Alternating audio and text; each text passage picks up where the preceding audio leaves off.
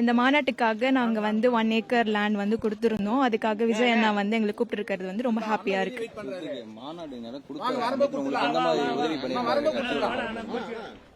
எல்லா அகாமடேஷனுமே வந்து அவங்க கொடுத்துருந்தாங்க.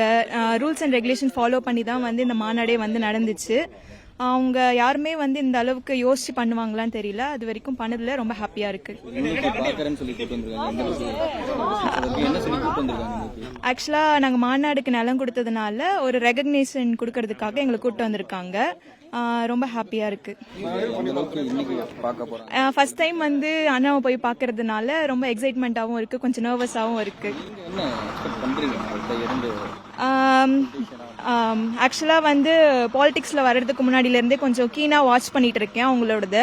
அவங்க ஒன்னொன்றுமே வந்து என்னென்ன வேணும், பேசிக் ஹியூமன் நீட்ஸ் என்னென்ன வேணும் அப்படின்றத வந்து கன்சிடர் பண்ணி கொண்டுட்டு வர்றதுனால ஓகேவா இருக்கு. அதுக்கப்புறமேட்டு ஒன்ஸ் வந்து அவங்க ஜெயிச்சு வந்தாங்க அப்படின்னா நிறையா வந்து ரெக்வஸ்ட் இருக்கு எங்களுடைய கிராமத்து சைட்ல இருந்து.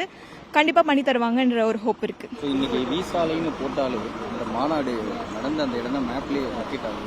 ஸோ அது எந்த அளவுக்கு உங்களுக்கு இதை பற்றி நான் அதிகமாக சொல்லி ஆகணும்.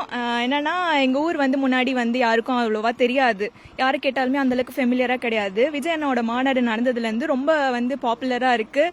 எங்கே பார்த்தாலுமே எங்களுடைய ஊரை பற்றி பேசுகிறாங்க. அது வந்து அதை பார்க்கும்போது எனக்கு ரொம்ப ஹாப்பியாக இருக்குது.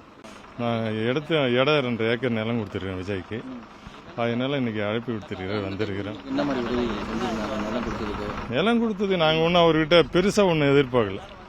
ஆளுக்கு ஒரு 10,000 ரூபாய் ஏக்கருக்கு கொடுத்தாரு. சரின்னு வாங்கிக்கணும். ஒரு மாற்றம் வேணும். அவருக்கு எங்கேயுமே மாநாட்டுக்கு இடம் கொடுக்கல.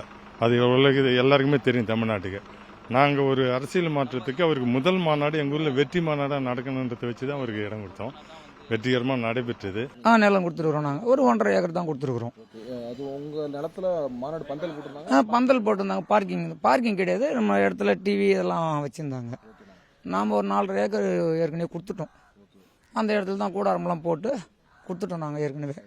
அதில் தான் எல்லாம் போட்டு இது பண்ணாங்க.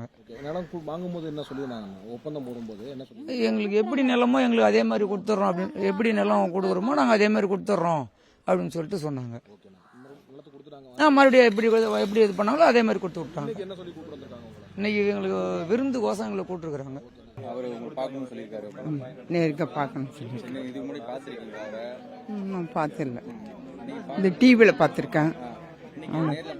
நேரில் பார்க்க போகிறோம். நேரில் பார்த்தா ரொம்ப மகிழ்ச்சி. இப்போல்லாம் எங்கள் பிள்ளை மாரி அவர் வந்தால் நல்லது தான். நாட்டுக்கே நல்லது செஞ்சால் நமக்கு நல்லது. இவ்வளோ நாள் எதாவது இருந்தாலும் இப்போ வந்தால் நல்லா நேர்மையாக்க நல்லதாக மக்களுக்கு நல்ல உதவியெல்லாம் செய்வாங்க. ஏழை பாதைங்களுக்கு, ஏழை பிள்ளைங்களுக்கு நல்லது செஞ்சால் ரொம்ப நல்லது. அவ்வளவுதான். மக்களுக்கு நல்லது செஞ்சால் நல்லது.